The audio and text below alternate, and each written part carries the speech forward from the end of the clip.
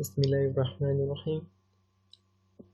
څنګه کولی شو کولینګ لوډ د یو ساختمان محاسبه کو. دغه دویم برخه ده، دغه تیر ویډیو ده. موږ په تیر ویډیو کې در فیدر ډاټا کلکولیشن موږ ټوله کړې وو د ساختمان لپاره، او بل د سکیجول لپاره هغه هم سرته رسولی وو. اوس چې پاته دی وال دی، روف دی او کلکینان دروازې دي. په دغې سیسټم ته سپیسیس او بیا سیسټم ته ځو. نو راځو اول د وار وال ته. د کوم کور چې موږ دغه محاسبه ورته کوو د خون دپاره، د هغو د دیوالو دپاره کوم هغه یو والیو پیدا کوو چې ای ترانسفر دپاره.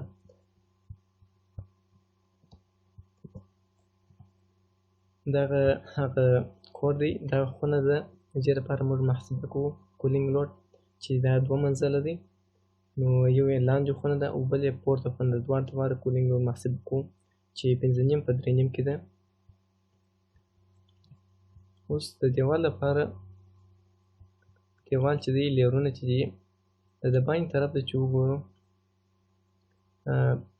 اول 1.5 سانتي تکنس چې دی د پلاستر دی د سیمنټو ته، بیا وروسته خښته ده چې 22 سانتي ده، بیا د هغه وروسته د دننه طرف څخه بیا هغه هم 1.5 سانتي پلاستر دی.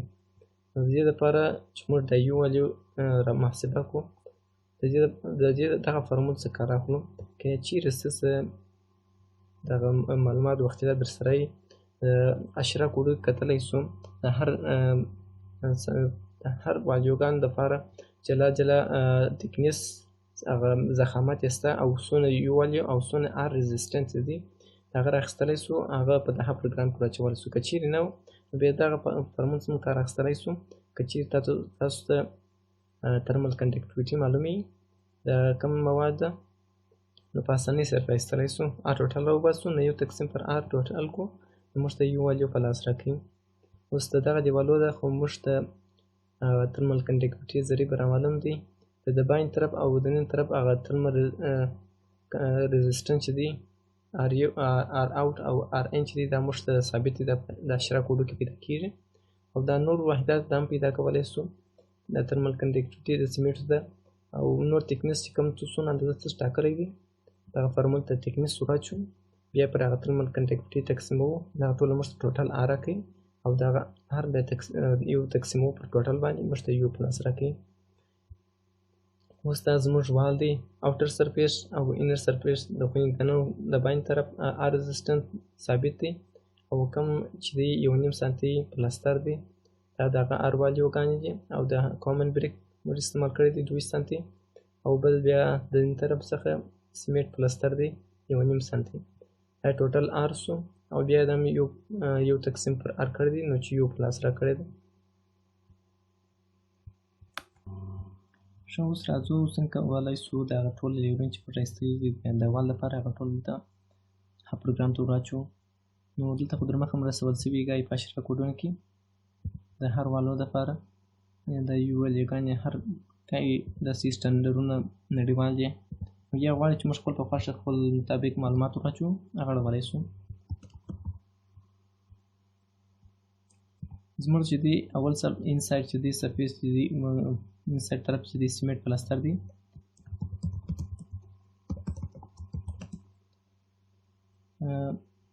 1.5 سانتي دی. د هغه وروسته چې بیا دی کامن بریک دی،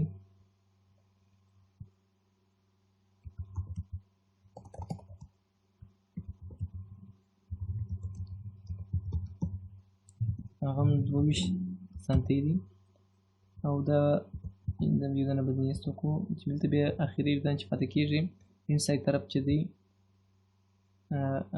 اوټساید طرف چې دی هغه 1.5 سانتي پلاستر دی، سیمنټ پلاستر دی.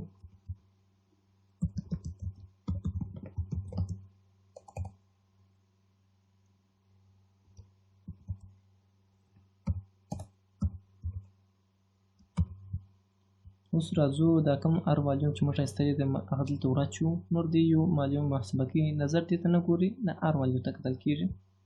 نو زموږ د چې دی انسایډ ار چې دی سرفیس رزسټنس چې دی هغه 0.12 دی ځکه د وخت ته یې محاسبه کړی 0.12 0.12 او دا هم 0.6 کې 0.0 اوس د سیمټ د ار والیو راچو چې هغه 0.0208 ده او د کامن بریک ته چې دی 0.14 ده د هم د کامن بریک ار والیو سوله او بیا دغه وروسته بیا هم سیمټ پلستر دی 0.208 ده دا به موږ ته هغه یو والیو محاسبه کړي دغه ار ټوټال څخه دا دی موږ ته محاسبه کړو او بل چې دی سرفیس کلر چې دی دا موږ میډیم انتخاب کړو نو دلته کار خلاص دا نو مان ته ضرورت نشته چې هر ګړی نومان ورکوم ار والیو ورکوو موږ نوروال پراپرټیان یې خپله په لاس راکوي اوس بل راځو روف ته د روف دپاره موږ راایستلي دي هغه کوم لیرونه چې روف د چت کې چې کوم روف چې جوړ شوی دی کانکریټ دی جپسم پلستر دی او مبرد ایزوکام چې یو سانتي هغه بیا شامل کړی دي اوس راځو مازې یوازې ار والیوګانې ورکوو چې انسایډ طرف چې دی 0.12 ار رزسټنس چې دی آوټسایډ طرف چې دی هغه 0.06 چې دی دا ثابتي د اشرا ده او بل موږ چې لرو د انسایډ طرف ته چې دی انسایډ ته دی چې سمپل پلستر دی د خوند د نن طرف ته دا ار والیو چې ده دغه ده ښایسته ده 0.008 ده او دغه وروسته چې دی بیا موږ لو ویټ کانکریټ لرو 15 سانتي نو هغه والیو چې ده 0.2 یو ده او په اخر کې چې د باندې طرف چې دی ایزوکام ممبر یو سانتي دی هغه 0.05 ار والیو ده دا یې موږ ته هغه ټوټل یو په لاس راکړه او بل کم سرفیس کلر چې دی هغه موږ میډیم انتخابو او دلته د روف پراپرټیان کم چې موږ بیا هغه ټوټل ډاټا واچول ټوټل هغه موږ ته یو والی محاسبه کړل نو کار دلته خلاص و راځو نور مخته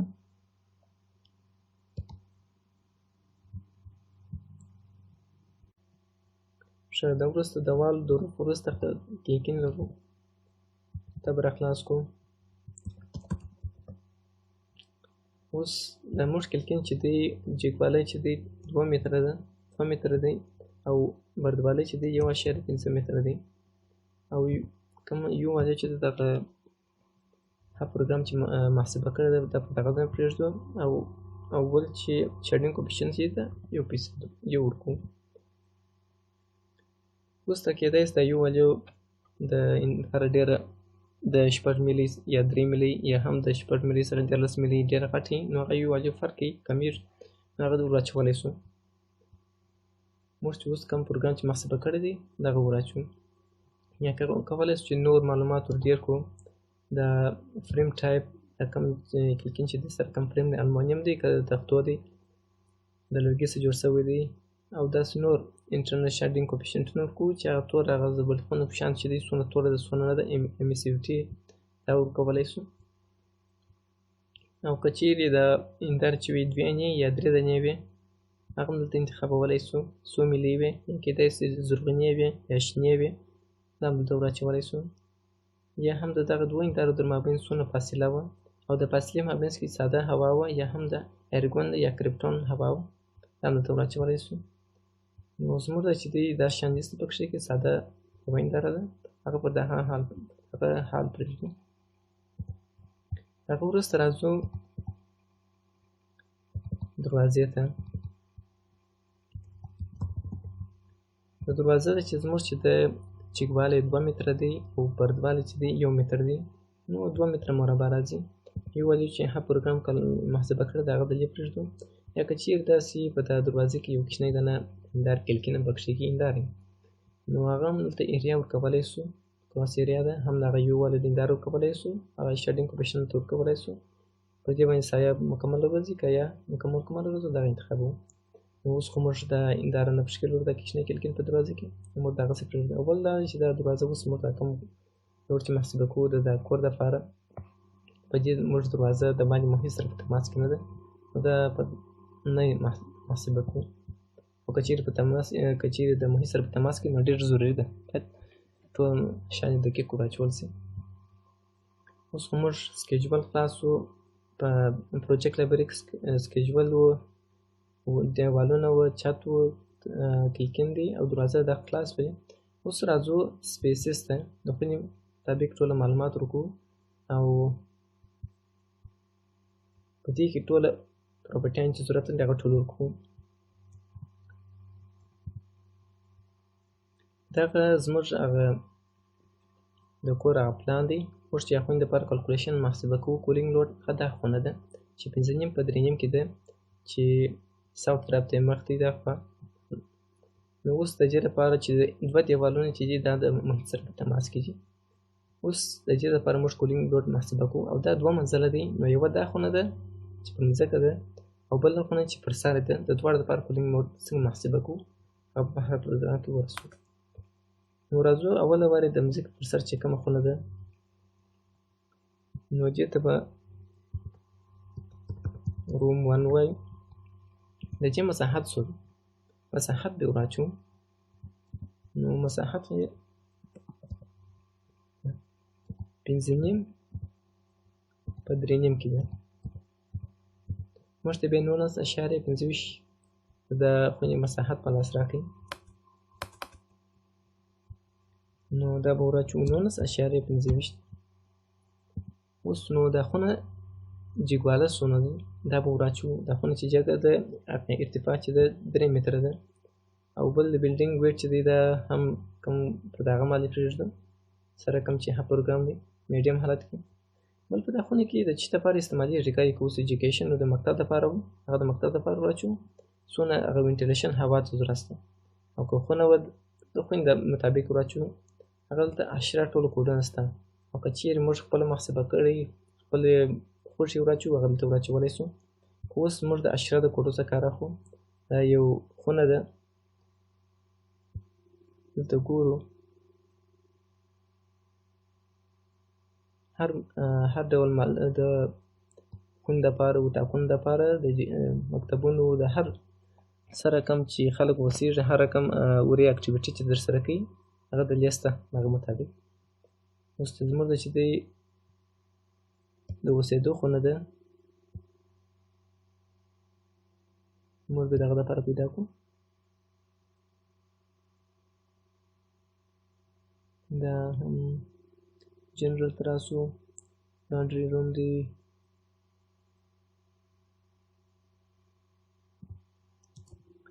ښه په هوټل ته راځو په هوټل کې بیډروم دی او لیوینګ روم دی دا باندې انتخابو دا نو اوس چې پر نفر باندې څونه وینټیلیشن ته ضرورت دی هغه پروګرام یې خپله محاسبه کوي د دې څخه وروسته دا کلکولیشن محاسبه مخته خلاص شو په دې ځای کې مخته ځو انټرنل ته ځو په دې ځای کې چې اول چې دی په دا خونه کې څونه کلکینان دي څونه ګروپان شته څونه اکوپمنټس کوم سمندلات دي تلویزیون یا داسې کمپیوټر بل شیان دي د هغو په اړه معلومات ورکړو کوم شیان پکښې کې دي هغه به دلته واچوو اوس موږ معنا 4 ګروپ لرو چې 15 واټي تقریبا ټوټل مجموعه ورکړو 15 واټه دلته به اول واټ ته واړو دا به 15 واټ وکړو او بل سکیجول دا استعمال په خونه کې څونه عمر چالان دی ګروپ معنا څونه عمر دا لګېږي په خونه کې هغه دپاره سکیجول خو موږ در مخکې جوړ کړی وو د لایټینګ دپاره هغه به دلته ورکړو چې بیا ګورو دا سکیجول دا دی د ټوله کال دپاره ځکه خونه ده ځکه فرایډې رخصتي نه لري چې ګروپان مړه شي د جمعې په ورځ مکتب صنفونه نه دي نو دا خونه د مکمل سر وکړ نو دا ټوله یو دغه پروفایل انتخابو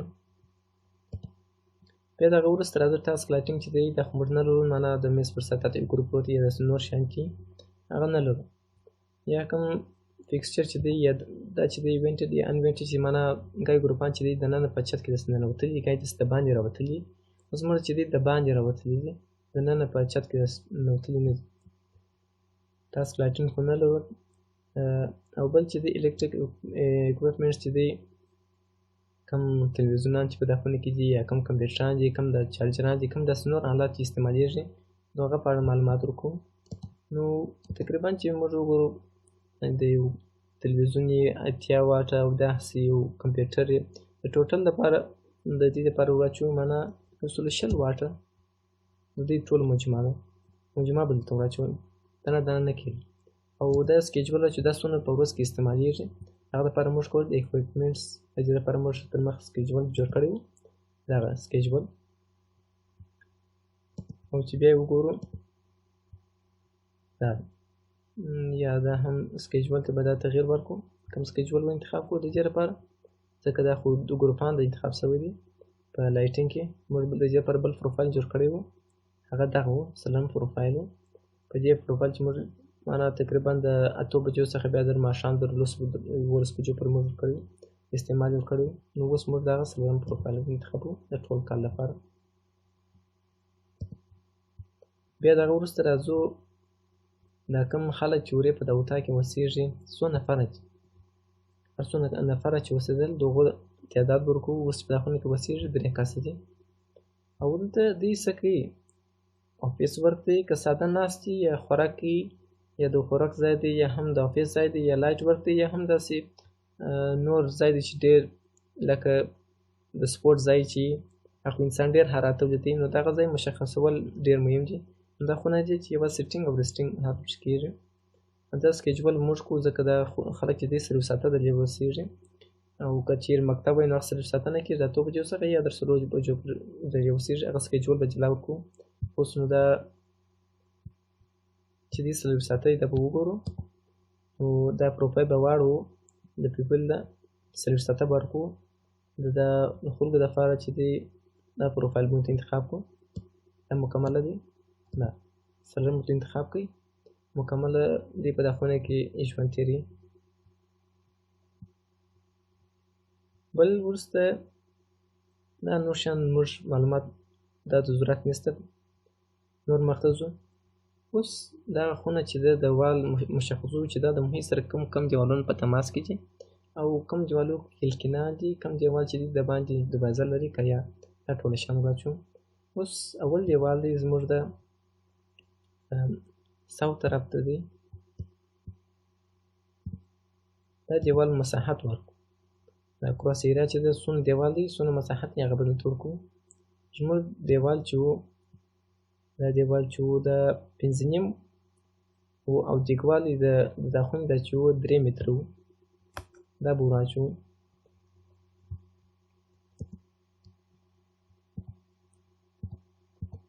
5.5 په 3 کې 14.5 مساحت یې راوځي، 14.5. او په دې خوا کې موږ 2 کلکینان لرو، دا دواړه کلکینان به ور اچوو. دا به داسې 2 کلکینه دي. کېدای شي 2 ډوله کلکینان چې یو کوچنی یو غټ هغه بیا دویم ټایپ به تاسو وروسته بل دنه ټایپ ورته جوړ کړي، هغه به دلته ور اچوي چې 2 ټایپه دي، یو کوچنی دی یو غټ دی. چې موږ اوس کلکینان چې دي په دا طرف کې چې دي دواړه یو رقم دي، نو 2 کلکینان وشو د یو پراپرټي لري. او دروازه خو دې خواته نه لرو، هغه نن دلته 0 پرېږدو. او دروازه به کوم کلکین چې دی هغه دلې انتخابوو، دا کلکین چې موږ مشخصات واچوو دغه کلکین لري. او دا نور چې دی دا نشته پکښې کې، او دا کلکین خو دا خو نام دی لرو، کوم راچو پیدا نه کړي ځکه هغه 0 دی. دا چې دی 2 دیوال یې د محیط سره په تماس کې دي، دا یو دیوال به بل راچو چې دا هم د ایست طرف ته دی. نو د دې مساحت ورکړو 3.5 او جګوالی چې دی 3 متره دی، 3.5 ضرب کو په 3 متره کې مخکې د 10.5 په لاس راکړي 10.5. او بل دې خواته کلکین یو دانه کلکین پکښې کې دی په دا دیوال کې، نو دلته به یو انتخاب کړو. په دروازه هم دې خواته نور دوم دروازو شی نشته، دغه نور کار خلاص و. دوه دیواله دواړه د محیط سره په تماس کې وو، هغه ټول معلومات مو ورکړل. بل اوس راځو دا خونې چت ورکوو. اوس که چیرې د باندې یو منزل و نو مساحت د یې خپله محاسبه کوي، دلته یې راوړي. اوس نو دا د باندې پر سر یو بل منزل بیا د دې دوه منظور بل تعمیر محاسبه کوو. نو اول تعمیر چې دی دلته به ځکه دا د پورته د ترمل کمفورټ حالت کې دی، انکنډیشن نه دی، نو دا موږ نه ورکوو. او که چیرې بیا موږ د دومې خونې محاسبه کول، هغه ته بیا دا محاسبه ورکوو ځکه هغه بیا د محیط سره په تماس کې دی. دا چت یې بل انفلټریشن ته به راځو. دا کوم هوا چې د باندې وځي د دروازو د کنجکانو څخه، د دیوالو د کلکینانو د کنجکانو څخه چې وځي، هغه دپاره کوو. که چیرې تاسو دقیق معلومات وي هغه دلته واچولی سو. اوس خو موږ د کولینګ دپاره کوو، د هیټینګ دپاره یې نه کوو، یوازې د کولینګ دپاره واچوو. او که چیرې یوازې معلوم وي چې معنا یو ایر چینج پر هاور په یو ساعت کې د هوا هر څونه خونه چې هوا پکښې کې دا په یو ساعت کې بدلېږي، نو ما دلته یو واچوو، نو محاسبه دې خپله کړي. فلور ته راسو. دا فلور چې دی چیرې پروت دی؟ په مځکه دی، مابینځ کې دی که پر سر دی تعمیر؟ نو موږ چې دا اون ګریډ چې دی په مځکه پروت دی، دا نور محاسبه دی خپله مخته یې وړه. او که چیرې د بل تعمیر پر سر و نو هغه اباو راځي. او بل پارټیشن نه لرو، ګایي تشنابونه چې هغه انکنډیشن حالت کې هغه دلته ورکولی سو پارټیشن والونه، یا هم د دننه د یو حال سره چې هغه انکنډیشن حالت کې هغه هم دلته ورکولی سو. نو اوس موږ خو د انکنډیشن حالت نه لرو، ټول دغسې پرېږدو. نور د یوې خونې کار چې و دا خلاص و. اوس یو بله خونه ده، د دغه څخه ډوپلیکیټ اخلو چې د دې پر سر ده.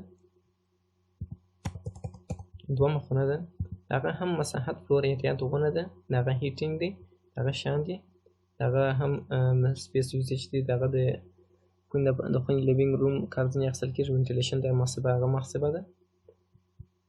بل انټرنل والونو ته راځي، هغه هم دغه محاسبه پرېږدو. که چیرې تغیرات وورې ګروپان ډېر به یا ډېر نور شیان ورې اکوپمنټ استعمالېدل، هغه ور ډېرولی سي، یا ډېر لږ به هغه تغیرات پکښې راوستل چې لوړه خونه کښته خونه بیا فرق پیدا کړي.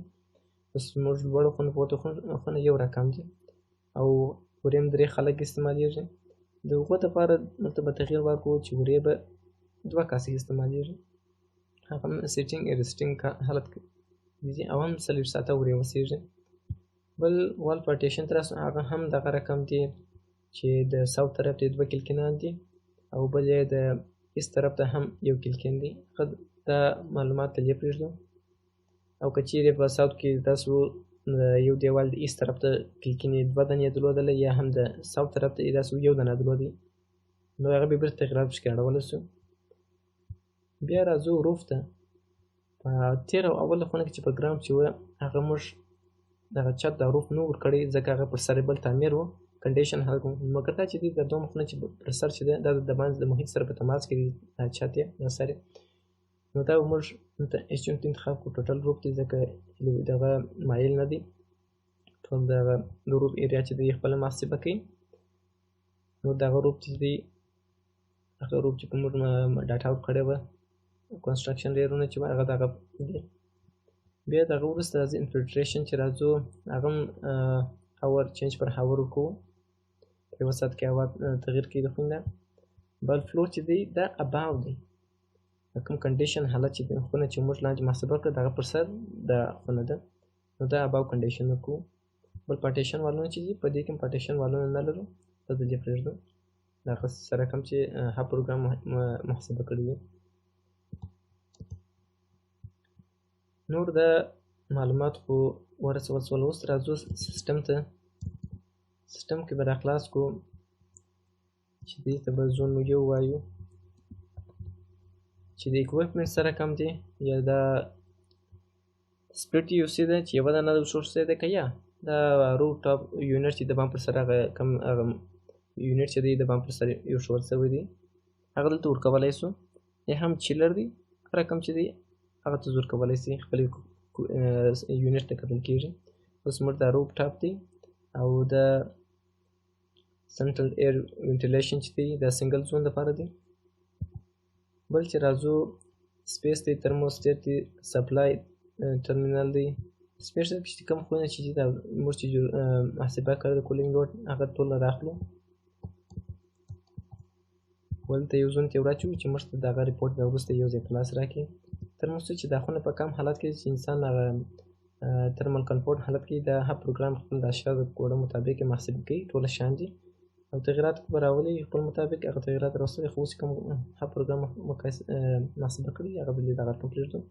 او بل سکیجول چې دی دا کوم ماشین څونه عمر دوام کوي، څونه چلان دی، یونټ چې دی بټرکۍ څونه دی، هغه موږ 40 ساعته ورکوو.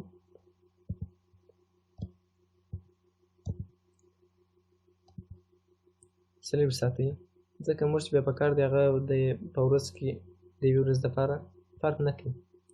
او بل سپلای ترمینل چې دی هوا څونه ورته راباندې څونه ځای ته څونه هوا ورسېږي هغه محاسبه یې خپله کړې ده. که غواړي تغیرات پکې راوستي خپل مطابق چې نور ښه دقیق شي هغه څه تغیرات پکې راوستلی شي، خو کوم چې اوس هغه پروګرام محاسبه کړې ده ونه پرېږدو.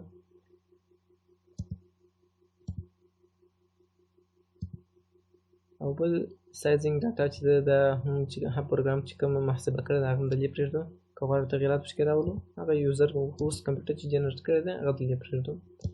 اکویپمنټ ته راځو، هغه ضرورت یې نشته، کوم محاسبه چې ټوله هغه پروګرام کړی ده دغونه بس ده، هغه موږ ته معلومات په لاس راکوي. اوس د بکشې کړه اوس موږ ټول نور کار خلاص شو. اوس مازې راځو چې دا موږ ټوله محاسبه کړې ده دغه دپاره هغه ریپورټ جنریټ کړو. په دې به راسته کلیک وکړو، پرنټ ته به راځو، یا هم دغه لاره راتلی شو پر دغه آیکن کلیک وکړو هم یې راایستلی شي. کوم چې اوس موږ پروګرام دونه مخته یوولی دی چې اول دپاره یې سیف کړو چې زموږ هغه فرید چې بې ځایه نه شي، ځکه دا در مخکې ما ثبت کړی د ټیسټ پروجیکټ په نامه. تاسو ته بیا نوم درکوي چې په کوم نامه یې ثبت کړو. اوس په ده پرنټ کړو ریپورټ یې کوم شیان چې ستاسو پکار دي. زون لوډ سمري پکار ده، هاور هر ساعت واره ډاټا تاسو ته ټول معلومات درکوي چې سیمولیشن یې، سپیډ لوډ سمري ټوله، او هغه شیان چې پکار دي دغه ټول ورکولی شي. او که چیرې ګرافونه هم پکار وو ګرافونه هم درکوي، هغه ما ټیک مارک کوي کم وخت در کم وخت لري. اوس به موږ وګورو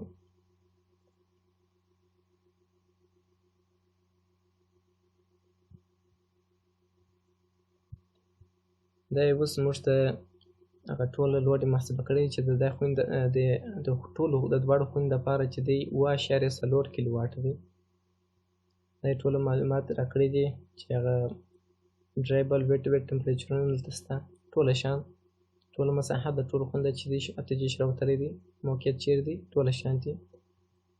او را بیا نور خلص دي چې سیمولیشن دا نور شیان کتلی شي ټرانسمیشن د لارې او څونه خلک پکښې کې دي، ټوله شیان کتلی شي، ټوټل لوډ یې په لاس راوړي. دا هم بیا هر زون دپاره چې هره خونه د دغه دپاره بیا روم 1 او روم 2 دپاره چې را جلا ریپورټ درښکاره کوي. دا هم روم 2 دی. په پای کې ټوله ګرافونه ټول محاسبې ټوله شیان تاسو خلص ډول درښوي. یا که غواړئ دا خو اوس موږ ته په کیلو واټ باندې دی، دلته بیا موږ ته ټن راښکاره کوي د ټوټل کولینګ لوډ. هغه مازې یونټ وراړو، د آیکن به کلیک وکړو، موږ غواړو انګلیش سیسټم ته یې واړو. دا به موږ ته ټوله محاسبه دغه ته واړوي، انګلیش سیسټم ته یې کار یونټونه. اوس سیسټم ته راځو، غواړو د دغه زون د ډاټا جنریټ کړو، دغسې یې پرېږدو، دا نور انتخاب شوي دا نو 2.1 ټن ټوټل کولینګ لوډ چې دی موږ ته په لاس راکړي. اوس نو ټول معلومات چې دی ټول ریپورټ چې دی دا هم په انګلیش سیسټم دی.